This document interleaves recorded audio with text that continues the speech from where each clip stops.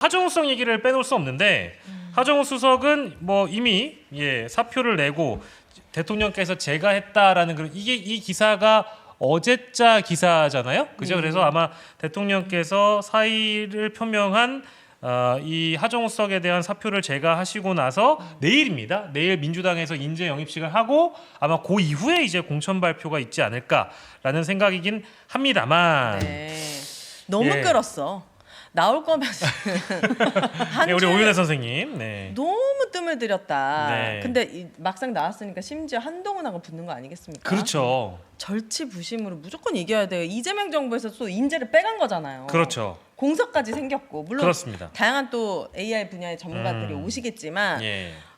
만약에 지면 아주 골치 아프다. 전 무조건 이겨야 된다고 생각합니다. 사실은 이제 그때 대통령이 공식 석상에서 작업이 들어와도 하 GPT 흔들리지 말라고 했던 발언의 예를 들면 배경은 뭐냐, 서로 예를 들면 좀 약속 대련을 한 거냐, 아니면 진짜 대통령은 단호하게 나가지 마라라고 얘기한 거냐, 이제 이거를 해석하는 건 이제 의미가 없어진 것 같아요. 일단 나가기로 한 거니까 필승을 해야 필승해야 결국 그럼요. 대통령에게도 좋은 거 아니겠습니까? 당연하죠. 그래서 이거는 뭐 더 강조할 필요가 없는 문제인데 중요한 건 부산 북갑의 상황도 만만치 않다라는 거. 네. 여기도 거의 한동훈과 하정우의 1대1 구도가 그려지더라고요. 그리고 AI는 이재명 정부의 거의 전략적인 국정 과제 중에 하나이고 네. 하정우가 내려간다는 것은 국가의 국정 과제의 탑이었던 그 수뇌부가 부산에 간다는 시그널이 되는 거예요. 그렇죠. 그래서 누구보다 열심히 결과를 만들어내야 되는 게 맞는 것 같고 정말 목숨 걸고. 근데 조금 불안한 거는 예. 한동훈 후보의 그 팬덤이 예. 엄청 강하다는 거예요. 부산에서도요? 한동훈. 그러니까 오죽하면 그 지역 북갑 지역 주민이 아닌데 다른 지역에서 이렇게 전입신고? 따라와서 진짜로? 방해를 하는 세력이 등장할 만큼, 그러니까 같은 진영 안에서도. 그러니까 그 방해하는 세력이 나타났다는 거는 굉장히 강한 후보다라는 반증이잖아요.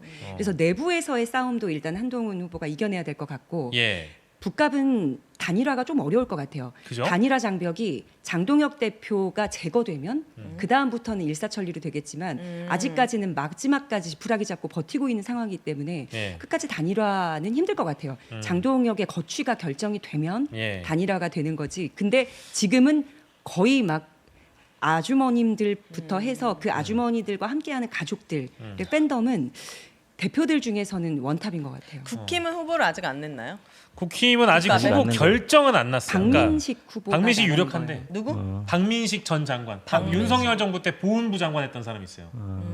네, 이 사람도 윤석열의 사람이었어요. 네. 근데 이 사람이 지금 뛰고 한참 조직을 다지고 있기 때문에 이 사람이 될 가능성이 뭐 제일 높아 예, 보이긴 한데 그렇습니다. 가상 대결을 하더라도 한동훈, 박민식 비슷비슷해요. 그리고 심지어 하정우 수석하고 한동훈의 차이는 대략적으로 오차범위 밖으로 좀 벌어진 조사이긴 한데 이건 아마 점점 더 벌어질 수도 있겠죠. 누가 사실 이기는데요?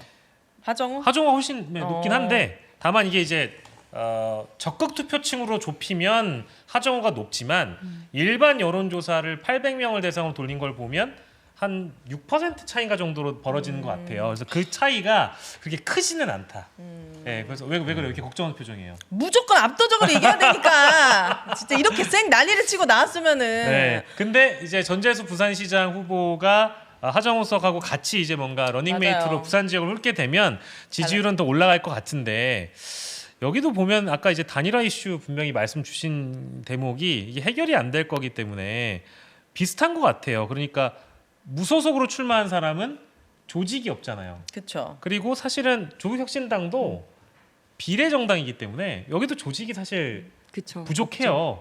그래서 부산도 이제 그런 어제 장예찬 씨가 MBC 라디오 나와서 그 얘기를 하더라고요. 시간이 지나면 지날수록 정당 쪽에 표가 더 많이 가게 된다. 정당 후보에게. 그러면 한동훈 표는 줄어들고 박민식 표는 더 늘어나게 될 것이다. 어떤 근거로 그런 얘기를 하는 본인이 거예요? 떨어져 봤으니까. 유경험자. 본인이 부산 나가서 떨어졌거든요. 그럼 본인이라서 떨어졌다는 생각은 안 드는 거예요? 아 후보의 문제. 정말 정확한 질문입니다. 인물의 문제인 거지. 정말 그거를 정확한 질문입니다. 무슨 정당을 탓을 하고 있어. 지금 네. 본인과 한동훈을 이제, 네. 이제 등치시킨 그러니까. 거죠. 네, 어쨌든 그런 뭐 근데 그 분석이 뭐 또 틀린 분석은 아닐 수 있다라는 말씀에 또 이제 우리가 한번 또 첨언해 보고 가고요. 네. 자, 그리고 이재명 대통령의 지지율은 62.2% 그리고 7주째 60%가 견조하고 요 지금 해당 수치는 리얼미터 수치입니다. 리얼미터 수치이고 아마 이번 주에 목요일에 발표되고 이제 금요일에 발표된 이 지지율 수치도 우리가 함께 봐야 될 텐데 네. 대통령의 지지율이 중요한 이유는 지방선거의 밑바탕이 되고 밑거름이 되는 수치고 어찌 보면 가장 중요한 맞아요. 핵심적인 지표이기 때문에 대통령의 지지도가 중요하다고 보는데 네. 대통령 지지도에 뭐 어떤 변수랄까요? 혹은 지방선거에 영향을 미칠 만한 새로운 또 변수랄까요? 어떤 것들을 좀 전망하고 계신지 각자 짧게 들어보고 제가 광고를 가보도록 하겠습니다. 민경훈 평론가께서는 어떻게 보시는지? 저는 뭐 특별하게 그 변수는 없을 것 같은데 예. 그 후보들이 실수하지 않는 한에서는 근데 요즘에 저는 이제 제 경험상 봤을 때 예. 흐름이 네. 조금 위험한 게 하나 보여서 뭐요? 어떤 겁니까? 최근에 이 그 노란봉투법과 관련해서 네네네. 그 CU 그 하고 지금 뭐 갈등이 많잖아요. 네네. 사상자가 예. 나왔어요. 그런데다가 또 삼성전자 노조도 갈등이 많아요. 근데 지금 언론에서 나온 거는 사실이 아니에요. 제가 알기로는. 그 어떤 대목이? 그 언론에서 나온 거는 네네. 일방적으로 노동조합이 잘못됐다고 얘기하면서 예. 그 배경에는 이재명 정부를 공격하고 있는 것 같고요.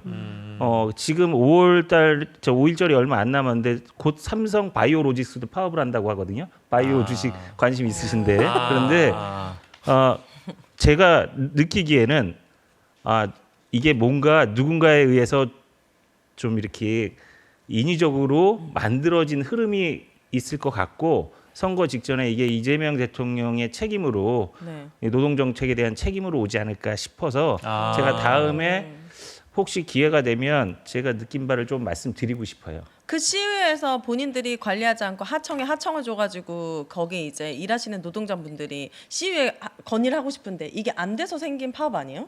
근데 이제 근데 이게 그 왜 내용을 이재명 보면은 뭐냐면 전부 다 노란봉투법을 만들어 가지고 이 사단이 났다 이렇게 주장하잖아요. 근데 현실은 그렇지 않아요. 뭐냐면 노란봉투법이 통과되면서 회사 측 사용자는요 노동조합에 가입한 사람들을 쓰지 않아요.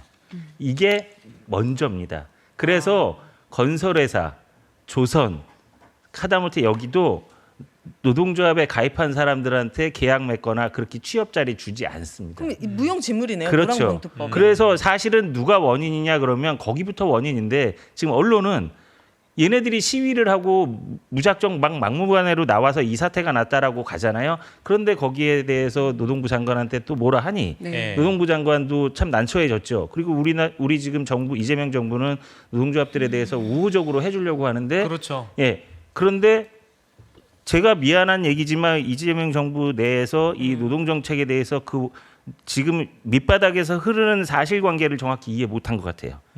그리고 또 제가 보는 바에는 CU, 삼성전자, 삼성바이오로직스 전부 다 삼성 계열에서만 지금 파업을 해요. 네. CU도 삼성 계열이요? CU 회장이 홍석준이라는 회장님인데요. 누나가 홍라희 여사고요. 형이 홍석현.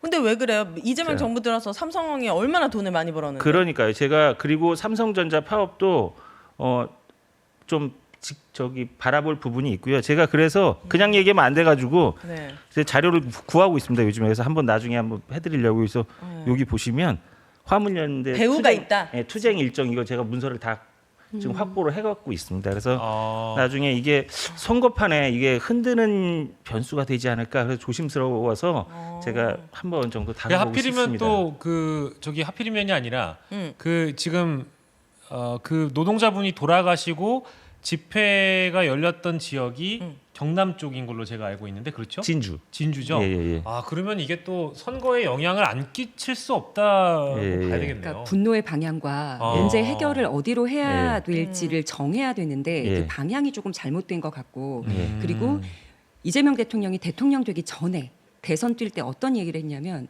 내가 생존할 수 있는 유일한 방법은 SNS였다라고 하시더라고요. 네. 그러면 우리는 이제 비교를 할 근육이 생겨서 이재명 대통령의 X, 페이스북 내는 메시지를 꼼꼼하게 좀 잘 보고 그 내용이 원료이니까 그걸 토대로 기사가 어떻게 쓰이는지 이제 비판적으로 언론사에서 나오는 보도 자료를 봐야 될 것 같아요. 그래서 그래야 오해가 줄고 스피커가 좀 어느 정도 있는 분들이 그걸 재해석해서 이제 조금 더 알기 쉽게 시청자들한테 알려주시는 거 이게 방법일 것 같습니다. 예, 저도 노동조합을 일방적으로 편들고 싶은 마음은 전혀 없습니다. 저도 노동운동 같이 하면서 이게 진짜 이 인성이 덜 됐구나 이런 친구들 많이 봤어요.